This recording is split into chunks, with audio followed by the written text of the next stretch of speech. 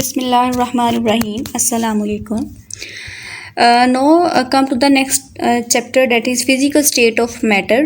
तो इस चैप्टर में आप पढ़ेंगे मेजर कॉन्सेप्ट्स क्या क्या हैं, टिपिकल प्रॉपर्टीज़ गैस की और उसके रिलेटेड लॉज। प्रॉपर्टीज़ में उसकी डिफ्यूजन प्रॉपर्टीज़, एफ्यूजन आ जाती है, कंप्रेसिबिलिटी और इसके अलावा इसका प्रेशर के बारे में, मोबिलिटी के बारे में पढ़ेंगे। लॉज उसके बॉयज़ लॉ हैं, चार्ल्स लॉ हैं, ये हम आप इस चैप्टर में आपको मैं पढ़ाऊँगी। और इसके अलावा लिक्विड स्टेट की टिपिकल प्रॉपर्टीज़ में डिफ्यूजन भी है, एवेपोरेशन है, बॉइलिंग पॉइंट है, तो ये सारा पढ़ेंगे। सॉलिड स्टेट की प्रॉपर्टीज़ पढ़ेंगे आप, टाइप्स ऑफ सॉलिड पढ़ेंगे कि मॉर्फस सॉलिड होते हैं, क्रिस्टलाइन सॉलिड होते हैं, और एलोट्रोपिक का फिनोमिनन पढ़ेंगे। ठीक है, तो चलिए स्टार्ट करते हैं chapter. Introduction. Major matter exist in 3 physical states, gas, liquid and solid. तो इसके अलावा एक 4th स्टेट भी मैटर की होती है, वो होती है प्लाज्मा। स्पेस में प्लाज्मा पाया जाता है, तकरीबन 99% या 99.9% इतना प्लाज्मा स्पेस में पाया जाता है। इसमें होते हैं कि आइंस भी होते हैं और एटम्स भी होते हैं। तो liquids are less common. Liquids वो कहते हैं, सिंपलेस्ट फॉर्म जो है मैटर की क्या है, गैसियस स्टेट है, ये आपने याद रखना है। लिक्विड्स लेस कॉमन है, most of the matter exist as solid. आप देखें आपके इर्द गिर्द जितना मैटर है वो ज़रा ज़रा आपको सॉलिड नज़र आ रहा होगा। आप घर में विंडो है, आपका इवन के मोबाइल फ़ोन है, टेबल है, चेयर है, और जितने आपके घर में ऑब्जेक्ट्स हैं, आइटम्स हैं, या किचन एसेसरी, सारी की सारी क्या हैं, सॉलिड स्टेट में पाई जा रही हैं। ठीक है, तो देखें लिक्विड्स लेस कॉमन होते हैं और matter in gaseous state does not have definite shape and volume. अगर गैस की हालत में है कोई चीज़, उसका शेप डेफिनेट नहीं होती और वॉल्यूम भी डेफिनेट नहीं होता। इससे मुराद क्या है, यानी आप गैस को एक सिलेंडर में भर लें तो वो सिलेंडर की शेप ले लेगा, आप उसको जग में किसी और चीज़ में फिल कर रहे हैं, कंटेनर में, तो वो वही शेप ले लेगा, यानी उसकी अपनी कोई शेप नहीं है। और वॉल्यूम भी, क्योंकि इसमें स्पेस बहुत ज़्यादा होती है मॉलिक्यूल्स के दरमियान, तो उसके डायमीटर से 300 टाइम ज़्यादा स्पेस इनके मॉलिक्यूल्स में होती है गैस में, तो इनका कोई वॉल्यूम भी फिक्स नहीं होता। आप इनको कंप्रेस करके वॉल्यूम कम भी कर सकते हैं। इसलिए gases occupy all the available space. जितनी स्पेस आप उसको देंगे उतनी स्पेस ही ले लेगा। इनकी इंटरमॉलिक्यूलर फोर्स क्या होती है, 2 मॉलिक्यूल्स के दरमियान की फोर्स। ठीक है, सपोज H2 मॉलिक्यूल है, दूसरा H2 मॉलिक्यूल है, इनके दरमियान की जो फोर्स है वो क्या कहलाएगी, इंटरमॉलिक्यूलर फोर्स। तो नेक्स्ट देखें जी, pressure is significant property of gas. Pressure क्या होता है कि जितनी फोर्स एक्सर्ट कर रहा है, यानी कि यहाँ पे देखें अगर एक कंटेनर में गैस है तो ये गैस इस वॉल के ऊपर जितनी फोर्स लगा रही है, इस पर यूनिट एरिया के ऊपर लगा रही है, तो ये जो फोर्स पर यूनिट एरिया यही प्रेशर कहलाता है। तो ये गैस की बहुत इंपॉर्टेंट प्रॉपर्टी है। Effect of pressure and temperature and volume of gas has been studied quite extensively. इस चैप्टर में आप पढ़ेंगे। लिक्विड स्टेट जो है इसमें फोर्सेस स्ट्रॉन्ग होती हैं। अब कंपैरिजन करते जाएं, गैस में फोर्सेस क्या हैं, बहुत वीक हैं, लिक्विड में उसके मुकाबले में स्ट्रॉन्ग होती हैं। ठीक है, अब लिक्विड जैसे वाटर है, लिक्विड है, ठीक है, दूसरा वाटर मॉलिक्यूल है, जिनके दरमियान फोर्स ऑफ अट्रैक्शन है, इंटरमॉलिक्यूलर फोर्सेस, तो वो थोड़ी क्या होंगी, स्ट्रॉन्ग होंगी, और वाटर में हाइड्रोजन बॉन्डिंग टाइप होगी इंटरमॉलिक्यूलर फोर्स की। और उसके बाद देखें, इसमें देखे जाते हैं कि इसका वॉल्यूम डेफिनेट होता है लेकिन शेप डेफिनेट नहीं होती। यानी आप पानी को कप में ले लें तो कप की शेप ले लेगा, आप उसको फ्रीज करके देख भी सकते हैं, ग्लास में लें ग्लास की शेप ले लेगा, लेकिन वॉल्यूम उसका डेफिनेट होता है। यानी कि वॉल्यूम, जितना वॉल्यूम ले रहे हैं, अगर 1 लीटर पानी है तो 1 लीटर ही रहेगा, कम ज़्यादा नहीं होगा। नेक्स्ट है, it attains the shape of container in which it is kept. ठीक है, तो उसके बाद है liquids evaporate and their vapour pressure exact. जैसे, और यहाँ इससे मुराद ये है कि जब आप पानी को बॉयल कर रहे हैं इसको, तो वो जो और ढक्कन ऊपर रखें आप, तो एक जो स्टीम बनती है उस ढक्कन से लिड पे लोअर साइड से वो एक फोर्स लगा रही होती है अपवर्ड, तो वो एक प्रेशर क्रिएट करती है, तो यही उसे वो कह रहे हैं वेपर प्रेशर। जब वेपर प्रेशर लिक्विड का एक्सटर्नल प्रेशर के बराबर हो जाता है तभी वो कोई चीज़ बॉयल होना शुरू हो जाती है। यानी यहाँ पे कंटेनर में आपने वाटर मॉलिक्यूल लिए हैं, तो यहाँ पे जो स्टीम बन रही है ये स्टीम प्रेशर लगाएगी, और एक एटमॉस्फेयर का प्रेशर है जो लगा रहा है। तो जिस पॉइंट पे, जिस प्रेशर पे ये लिक्विड का प्रेशर एक्सटर्नल प्रेशर के बराबर हो जाता है, तो वहाँ पे क्या होगा कि लिक्विड कोई भी जो बॉयल होना शुरू हो जाता है। Liquid are less mobile and gases before they diffuse, therefore they diffuse slowly। इससे मुराद ये है कि आप एक कमरे में स्प्रे कर दें परफ्यूम, तो वो पूरे कमरे में विदन मिनट ही पूरे कमरे में उसकी खुशबू आप देखेंगे स्प्रेड हो जाएगी। तो उसकी डिफ्यूजन बहुत ज़्यादा होती है, ठीक है, यानी उसकी मिक्सिंग बहुत ज़्यादा जल्दी होती है। और एज़ कम्पेयर टू लिक्विड के मालिक्यूल लेस मूव होते हैं। आप पानी एक कॉर्नर में पानी जो गिरा दें तो देखें पूरे कमरे में उसको वो फ्लो करने में टाइम लगेगा। तो नेक्स्ट है सॉलिड, इनकी शेप भी डेफिनेट होती है, वॉल्यूम भी डेफिनेट होता है। यानी आप सॉलिड है, बुक है, आप देखें उसका एक खास वॉल्यूम है, उसकी शेप भी डेफिनेट है, वही रहेगी। रिजिड होते हैं, डेंसर होते हैं as compared to liquid and gas, और ये अमॉर्फस भी होते हैं, क्रिस्टलाइन। अमॉर्फस क्रिस्टलाइन में ये है कोई जो सॉलिड है उसके पार्टिकल आपस में जो कंबाइन हुए हैं, जुड़े हुए हैं, तो वो एक ख़ास पैटर्न से, एक तरतीब से जुड़े हुए हैं अगर, तो ठीक है, तो इसका मतलब क्या हुआ कि वो कोई ना कोई क्रिस्टल है, यानी कि अगर उनमें कोई ये पैटर्न रिपीट हो रहा है तो यही पैटर्न अगेन रिपीट होगा। तो मतलब उनमें कोई ना कोई एक पैटर्न है, तो ये क्रिस्टलाइन सॉलिड होते हैं। अगर कोई पैटर्न नहीं, इसका मतलब क्या है, वो अमॉर्फस सॉलिड होते हैं। तो यही इंट्रोडक्शन था, आपने इसको याद नहीं करना, जस्ट एमसीक्यूज कर सकते हैं। हाँ, अगर आपसे जनरल क्वेश्चन पूछ लें, नेक्स्ट भी आएगा कि लिक्विड की प्रॉपर्टीज़ बताएं गैस की या सॉलिड की जनरल, तो आप ये भी लिख सकते हैं, ठीक है।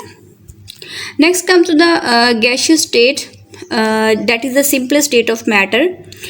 Typical properties diffusion, what is the diffusion? First of all आप देखें इसकी डिफाइन कितनी होगी, डिफ्यूजन से लेकर यहाँ तक होमोजेनियस मिक्सचर, और इसकी जब आप एग्जांपल करेंगे, for example hydrogen diffuses 4 time faster than oxygen gas, तो ये आपने इसकी शॉर्ट क्वेश्चन करना है, व्हाट इज डिफ्यूजन, अगर पेपर में कोई सवाल आ जाए, और ये बोर्ड में क्वेश्चन अक्सर ही आ जाता है। तो देखिए gas can diffuse very rapidly, आपको मैंने पहले ही समझा दिया था कि गैस बहुत जल्दी डिफ्यूज़ होती है। डिफ्यूजन होता क्या है? स्पॉन्टेनियस ना, यानी खुद ब खुद से मिक्सिंग हो जाना, आपको कोई फोर्स ना लगानी पड़े। Spontaneous mixing up of molecules bye random motion. अब आपको पता है गैस मॉलिक्यूल रैंडमली इधर उधर मूव कर रहे होते हैं, और जब ये मूव करेंगे दूसरे के साथ कोलाइड भी करेंगे और ये होमोजेनस मिक्सचर बना देंगे। होमोजेनस मिक्सचर ऐसा मिक्सचर होता है जिसकी कंपोजिशन थ्रू आउट यूनिफॉर्म होती है। जैसे आप देखें आपको एयर है, होमोजेनस मिक्सचर है, तो आपको हर जगह से एक जैसी वो एयर नज़र आ रही होती है, ठीक है।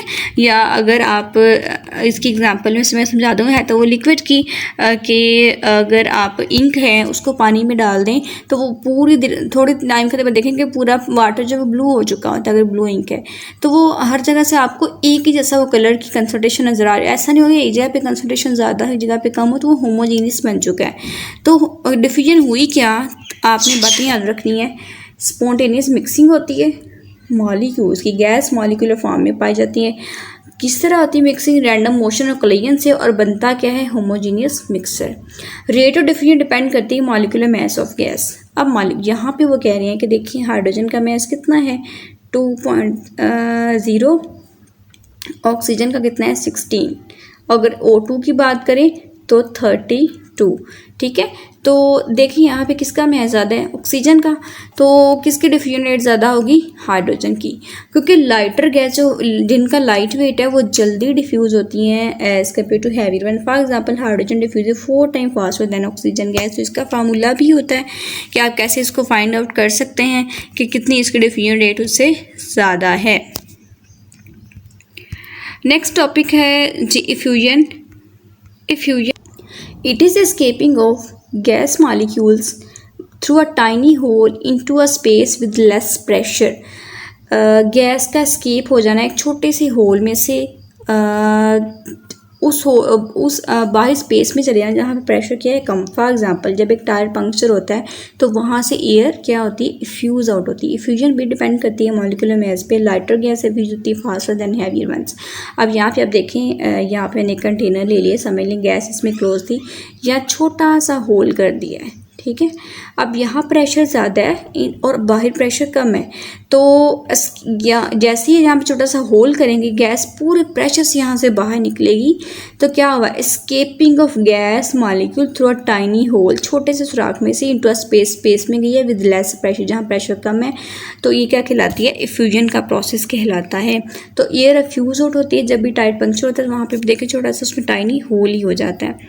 नेक्स्ट है प्रेशर। तो मैं आपको पहले ही बताई थी कि गैस का प्रेशर क्या होता है, सोचें ज़रा। ओके यानी ये क्या होता है, force per unit area. Gas molecule हमेशा कॉन्टिन्यूस स्टेट ऑफ मोशन में होते हैं, मूव कर रहते हैं। तो जब मॉलिक्यूल उससे ट्राई करते हैं with the wall of container, यहाँ वो ये कहना चाह रहे हैं कि यहाँ पे गैस कंटेनर में बहुत सारे गैस मॉलिक्यूल्स हैं।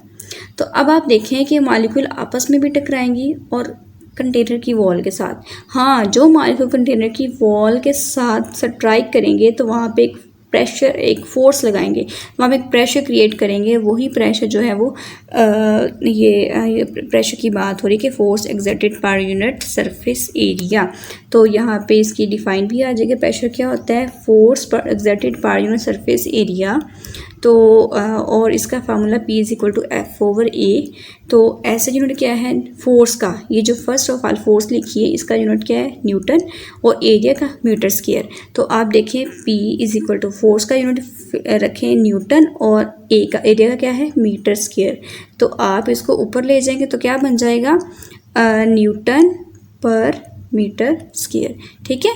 तो देखिए उसके बाद ऐसा यूनिट जो यानी कि जो स्टैंडर्ड यूनिट है इसका, जो ऐसा यूनिट है वो न्यूटन पर मीटर स्क्वायर है। इसे पास्कल भी कहा जाता है। 1 पास्कल 1 न्यूटन पर मीटर स्क्वायर के इक्वल है।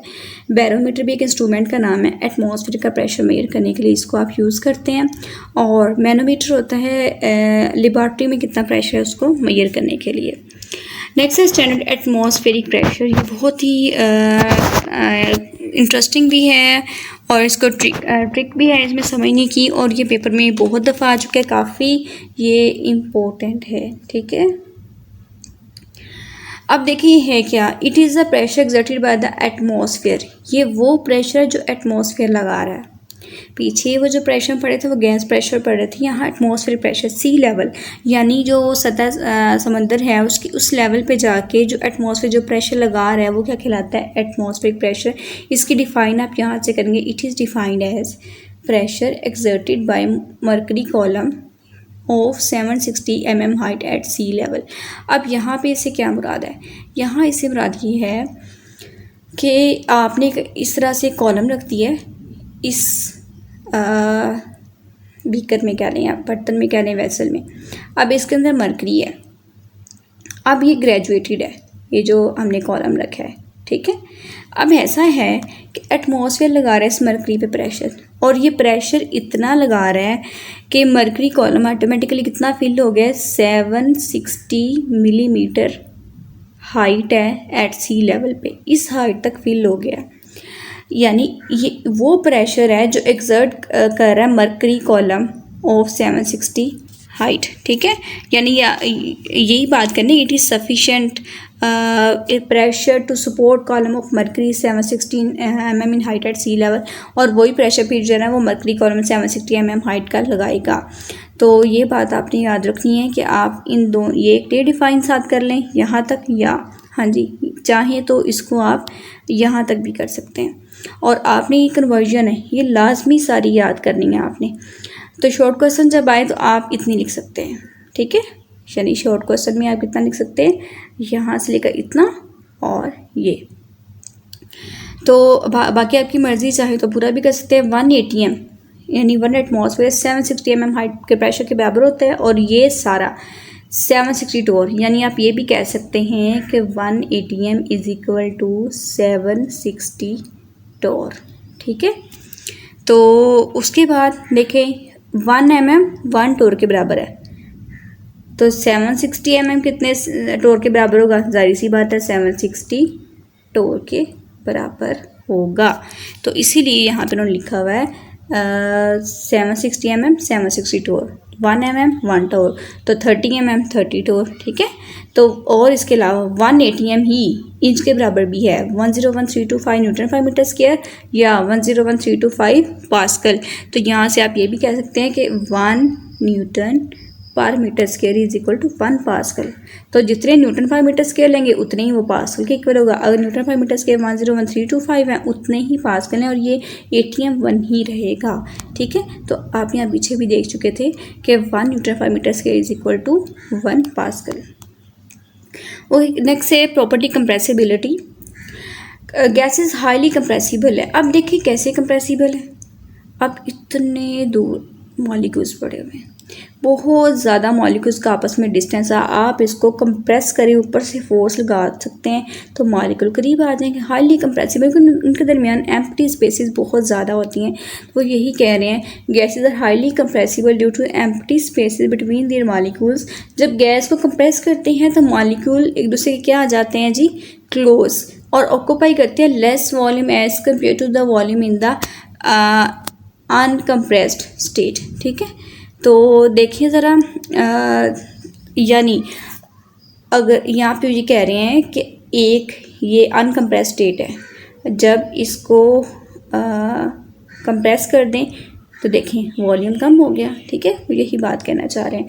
नेक्स्ट है मोबिलिटी। आपको पता है कि गैस मॉलिक्यूल हमेशा स्टेट ऑफ मोशन में होते हैं, डिस्टेंस बहुत ज़्यादा होते हैं और ये एक प्लेस से दूसरी प्लेस तक इजीली मूव कर सकते हैं। और ऐसा क्यों करते हैं आपको पता है, मूवमेंट के लिए काइनेटिक एनर्जी चाहिए होती है, तो गैसेस की हाई काइनेटिक एनर्जी होती है। तो यहाँ पे आप देख सकते हैं गैस मॉलिक्यूल्स एक स्टेट ऑफ मोशन में हैं, पहली बात। दूसरी बात, मूव करते हैं एक प्लेस से दूसरी तक, क्यों? क्योंकि गैस मॉलिक्यूल के पास क्या होती है, हाई काइनेटिक एनर्जी, और ये मूव करते हैं थ्रू एम्प्टी स्पेस। जिनके अंदर में खाली जगह होती है उसमें मूव करते हैं, that are available for the molecules to move freely, क्योंकि उनके पास स्पेस अवेलेबल है मूव करने के लिए। और यही मोबिलिटी, ये जो हरकत है या रैंडम मोशन है, यानी एक खास तरतीब से मोशन नहीं है, किसी भी डायरेक्शन में ये जा सकते हैं। ये मॉलिक्यूल इस डायरेक्शन में भी जा सकते हैं, यहाँ भी रैंडमली मूव कर रहा होता है। तो इसी की वजह से क्या होती है, results in mixing of gas molecule to produce a homogeneous mixture. तो मिक्सर होमोजीनियस बनने की वजह क्या है, उनका रैंडम मोशन और कोलिजन, आपस में टकराना और रैंडमली मूव करना। नेक्स्ट है डेंसिटी ऑफ गैसेस। आज का हमारा लास्ट टॉपिक, आज हम यहीं तक पढ़ेंगे। तो गैसेस की डेंसिटी कम होती है देन लिक्विड एंड सॉलिड। ठीक है, तो बात याद रखिए, ऐसा क्यों है, light mass and more volume occupied gas molecule. अब डेंसिटी का फार्मूला शायद याद हो आपने, पिछले चैप्टर को मैंने वो आइस की डेंसिटी पढ़ाते हुए बताया था। देखें, D is equal to M और वी। डी का एम के साथ रिलेशन क्या है, डायरेक्ट, और वॉल्यूम के साथ क्या है, इनवर्स। आप देखिए ज़रा कि जैसे सॉरी ये रिमूव हो गया, is equal to M over V. तो जैसी डेंसिटी बढ़ेगी, मैस बढ़ेगा, डेंसिटी बढ़ेगी, वॉल्यूम बढ़ेगा, डेंसिटी क्या होगी, कम। तो आपको पता है गैसेस का वॉल्यूम बहुत ज़्यादा होता है, तो इसलिए ज़्यादा जितना वॉल्यूम पे आप देंगे ऑक्यूपाई कर लेंगे तो डेंसिटी क्या होगी, फिर उनकी कम होगी। ठीक है, तो देखें गैसेस की डेंसिटी कम होती है। गैस डेंसिटी को एक्सप्रेस कैसे करते हैं, ग्राम पर डेसीमीटर क्यूब में, और लिक्विड सॉलिड की एक्सप्रेस करते हैं ग्राम पर सेंटीमीटर क्यूब। देखिए जो होता है 1 dm क्यूब, वो होता है 1000 cm क्यूब के इक्वल। तो आप अंदाज़ा लगा सकते हैं कि dm क्यूब बड़ा यूनिट है। तो आप देखिए कि गैस की डेंसिटी के लिए 1 dm क्यूब या 1 लीटर, 1 dm क्यूब 1 लीटर के इक्वल भी होता है। तो ज़्यादा इसलिए नहीं क्योंकि गैस के मॉलिक्यूल तो बहुत दूर होते हैं। अगर आप 1 सेंटीमीटर क्यूब में आप गैस को एक्सप्रेस कर रहे हैं, इतना सा वॉल्यूम अगर आप ले रहे हैं, सपोज अगर ये 1 सेंटीमीटर क्यूब है, उसमें 1-2 मॉलिक्यूल गैस के आएंगे, तो इसलिए इतना वो क्या कहते हैं कि प्रेफर नहीं किया जाता है इसका। तो हम क्या कहते हैं, इसके लिए ज़्यादा वॉल्यूम हमें लेना पड़ता है क्योंकि गैस मॉलिक्यूल बहुत दूर दूर होते हैं। तो इसलिए गैस को डेंसिटी को हम डेसीमीटर क्यूब में एक्सप्रेस करते हैं, और चूँकि लिक्विड सॉलिड का वॉल्यूम कम होता है तो हम इसे इसमें एक्सप्रेस करते हैं सेंटीमीटर क्यूब में, ग्राम पर सेंटीमीटर क्यूब, और उसे ग्राम पर डेसीमीटर क्यूब। यानी 1 ग्राम को 1 लीटर में और यहाँ 1 ग्राम को 1 सेंटीमीटर क्यूब में। तो ये फ़र्क है। तो वो कह रहे हैं लिक्विड्स और solids 100,000 time denser as compare to gas. तो डेंसिटी ऑफ गैस इंक्रीज़ होती है बाय कूलिंग। अगर आप कूल करते हैं गैस को तो उसकी डेंसिटी बढ़ जाती है, क्योंकि जब कूल करेंगे तो मॉलिक्यूल करीब करीब आ जाएंगे, वॉल्यूम कम हो जाएगा, तो डेंसिटी क्या हो जाएगी, increase, because there volume decrease हो जाता है। ठीक है, decrease for example normal atmospheric pressure कितना होता है, 1 atm होता है, 760 टोर होता है। तो डेंसिटी ऑक्सीजन की कितनी होती है, 1.4। और जैसे ही आप देखें इसको 20 डिग्री पे, जैसे टेम्परेचर कम किया तो डेंसिटी क्या हो गई है, इंक्रीज़ हो गई है। आज तक इतना काफ़ी। अल्लाह हाफिज़, अपना ख्याल रखें नेक्स्ट टाइम तक के लिए।